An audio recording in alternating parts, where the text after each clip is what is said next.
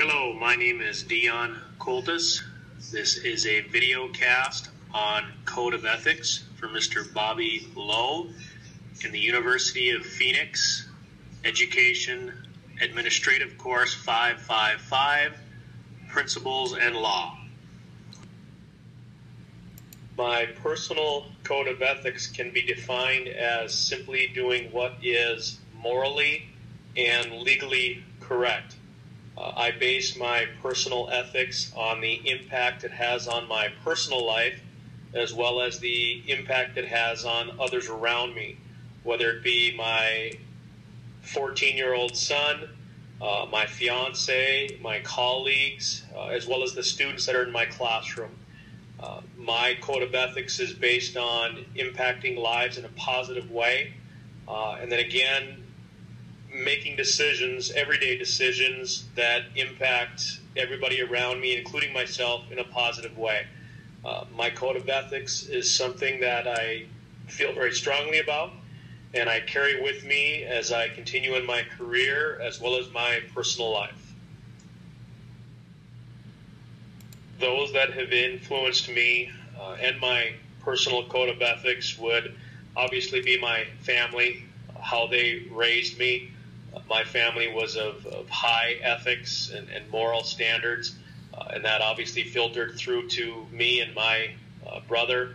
I also give full credit to neighbors around us that helped raise us as we were a single family. The colleagues that I've had the opportunity to work with over the past 20 years, both in teaching and as a former administrator. And I think the teachers that have taught me and helped raise me along with my parents, taught me a lot about morals and ethics. And then finally, the circle of friends that I've built over the course of my career are very high, upstanding individuals. And all of those people have had an equal balance in influencing my personal ethics. I think the biggest challenges involving education and ethics are twofold. Number one, you're not always going to be working next to a colleague that is ethically correct. We all feel the frustration of seeing a colleague doing things incorrectly, ethically wrong, and they're getting results. You're doing things the correct way, and you might be struggling. And I think the frustration is you're going to continually work next to these people. The second piece is educators today, from principals to teachers, are being asked to do so much with so little. The stress and strain that is on school officials from the top to the bottom are to get certain test scores, to get budgets in line, and we just don't have what we need. More and more being tempted to cut those corners and be unethical. And I think those today are the biggest challenges. The biggest challenges I've faced in my personal life with the code of ethics would just simply be staying the course, especially when I was younger. Again, I was the typical teenager, high school student, college student, and just staying ethically correct. You know, when I took my coursework in high school and college, was by no means perfect, but I think in your personal life, when you're just responsible for you, that can be the most challenging time. When you feel you know you can get away with things, when you know if you cut a corner, it's going to help advance you as an individual. Do you stay true to yourself? Do you stay true to how your parents raised you? That to me is the biggest challenge in your personal life, is just staying the course when you look in that mirror. I think we've all had personal challenges, but I just think staying true. The biggest personal challenge I've had in regards to my ethics would have to very simply be when my son came along. I'm a single father, and just simply making the right and correct decisions for the best interest of him. My son's mother and I were not together, still not together, and we all know the strain and stress that comes with that. And you see so many stories how people are doing things incorrectly and ethically wrong when it comes to gaining advantage over a mother or a father, and the thing that I take the most pride in is that I never strayed from that course. I always bent when I needed to bend, but I never did anything ethically incorrect in regards to raising my son and working with my son's mother, and that's something I'm very proud of. The pressures and strains that have been put on teachers and administrators with today's finances, lack of dollars, as well as the expectations of each state with their state-mandated testing, more and more individuals in education are becoming ethically wrong in how they do things and how they conduct business.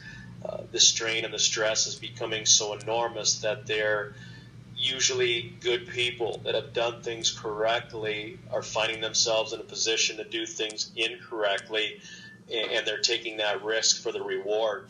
Unfortunately, we've seen some individuals that have taken dollars from side vendors. We've seen and heard about teachers that have been assisting students on tests. They're not bad people. They just don't know what else to do. And I think those are some huge challenges we're facing today. I think the number one issue with ethics for me in the place of education is the teachers that are ethically wrong and their kids know it and they're being negatively impacted. When a teacher is cutting corners, helping students on a state-mandated test, and the students know that it's wrong, but they feel the teacher's helping them, so they're not going to say anything. What these unethical teachers are doing is setting these kids up for failure down the road. It's a win right now, as it may help their grade, it may help their test score, but overwhelmingly, these kids are going to walk out of that classroom thinking, this is what I need to do to get by. It was okay for my teacher, why can't it be okay for me?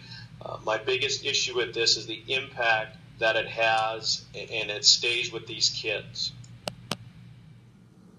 I have two professional experiences regarding ethics. The first was with a colleague. This was my first year working with this individual. They had spent their first 6 years overseas teaching English. This was their first year in the United States. To be very short, the class was not doing well. She was a very poor teacher. From classroom management to materials, top to bottom. Year was not going well. We ran her through all of the policy of the state testing, came to find out she was giving two of the students answers to the tests, which is obviously ethically wrong. She was ultimately let go, and she just quite honestly said that she felt to save her job, she needed to make sure her kids scored well, and this is what it fell on. She's a good person, but the pressure had finally gotten to her. The second experience I've had with professional ethics occurred as a basketball coach. We were headed to the state tournament, and I had a very good basketball team. We were ranked very high. We made a stop at a gas station, as we normally do. I had my assistant coach do a bus check to make sure the bus was clean after the kids went inside the gas station. A player, my best player, had left his bag open, and in very plain view was a bag of drug paraphernalia. Coach called me onto the bus. We found it. We could have easily not seen it. My assistant could have easily not said a word, but ethically, the correct thing to do was what we did. We called him on the bus. He admitted to it. We called his parents, had him take their son home, and we went to the state tournament without our best basketball player. Good kid, made a poor choice.